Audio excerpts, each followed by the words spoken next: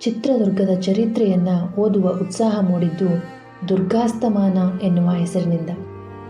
ಹೆಸರು ಕೇಳಿದಾಗಲೇ ಒಂದ್ಸಲ ಓದಲೇಬೇಕು ಅಂತ ಅನಿಸಿತ್ತು. ಕವನತನಯ ಅವರ ಕೆಂಡಸಂಪಿಗೆ ಆನ್ಲೈನ್ ಬುಕ್ ಕಲೆಕ್ಷನ್ನಲ್ಲಿ ಹುಡುಕಿದೆ. ಅಲ್ಲಿ ಪುಸ್ತಕ ಸಿಕ್ತು. ಓದೋಕ್ಕೆ ಶುರು ಮಾಡಿದೆ. ಆದರೆ ಮೊಬೈಲ್ನಲ್ಲಿ ಓದೋದು ಕಷ್ಟ ಆಯಿತು. ಅದಕ್ಕೆ ಅವನ ಹತ್ರ ಪುಸ್ತಕ ಇದೆಯಾ ಅಂತ ಕೇಳಿದಾಗ ತಂದುಕೊಟ್ಟ. ಓದಿ ಮುಗಿದ ಮೇಲೆ ಗೊತ್ತಾಯಿತು, ತರಾಸು ಅವರು ದುರ್ಗದ ಚರಿತ್ರೆಯನ್ನು 8 ಕಾದಂಬರಿಗಳಲ್ಲಿ ವಿಂಗಡಿಸಿ ಬರೆದಿದ್ದಾರೆ ಅಂತ. ಆದರೆ ನಾನು ಮೊದಲು ಓದಿದ್ದು ಕೊನೆಯ ಪುಸ್ತಕ. ಕಣ್ಕಟ್ಟಿ ಕಾಡಲ್ಲಿ ಬಿಟ್ಟಂತಾಯಿತು. ನನಗೆ ಎಲ್ಲ ಪುಸ್ತಕಗಳು ಬೇಕು ಎಂದಿದ್ದಕ್ಕೆ ಎಲ್ಲ 8 ಪುಸ್ತಕಗಳನ್ನು ಕೊಟ್ಟ ಕವನತನೆಯನಿಗೆ ಧನ್ಯವಾದ.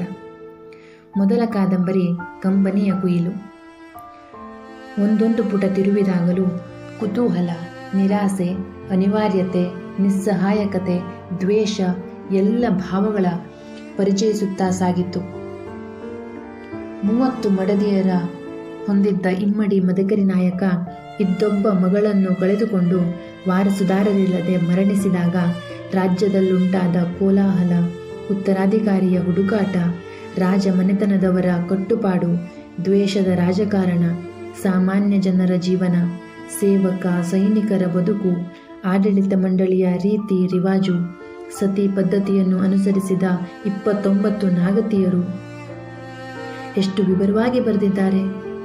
ದುರ್ಗದ ಉಳಿವಿಗಾಗಿ ಸತಿ ಧರ್ಮ ತೊರೆದು ಭವಿಷ್ಯದ ದೊರೆಗಾಗಿ ಜೀವ ಒತ್ತೆ ಇಟ್ಟ ಹಿರಿಯಳಾದ ಒಬ್ಬವನಾಗತಿ, ಕುತಂತ್ರಿ ದಳವಾಯಿಯೊಬ್ಬನ ವಕ್ರ ದೃಷ್ಟಿಗೆ ಬಿದ್ದ ಸಿಂಹಾಸನ, ಪಟ್ಟವೇರಿದ ಕೆಲವೇ ದಿನಗಳಲ್ಲಿ ದಳವಾಯಿ ಮುದ್ದಣ್ಣನ ಕತ್ತಿಗೆ ಬಲಿಯಾದ ಓಬಣ್ಣ ನಾಯಕ, ತಾನು ಪಟ್ಟ ಕಟ್ಟಿದ ದೊರೆಯ ರಕ್ಷಣೆಯಾಗಲಿಲ್ಲ ಎಂದು ನೀರಿಗೆ ಹಾರಿ ಪ್ರಾಣ ತ್ಯಜಿಸಿದ ನಾಗತಿ, ರಾಜ್ಯದ ಒಳಿತಿಗಾಗಿ ಪ್ರಾಣವನ್ನೇ ಪಣಕ್ಕಿಟ್ಟ ದಳವಾಯಿ ಭುವನಪ್ಪ, ಕಸ್ತೂರಿ ನಾಯಕ, ಸಿಂಹಾಸನ ತ್ಯಾಗ ಮಾಡಿದ್ದ ಪ್ರಧಾನಿ ಲಿಂಗಣ್ಣ ನಾಯಕ, ನಾಗತಿಯ ಆಪ್ತ ಸಹಾಯಕಿ ಗಿರಿಜಾ, ಎಲ್ಲರ ಬದುಕು ಕಣ್ಮುಂದೆ ಕಂಡಂತೆ ಓದಿಸಿಕೊಂಡಿತು ಪುಸ್ತಕ.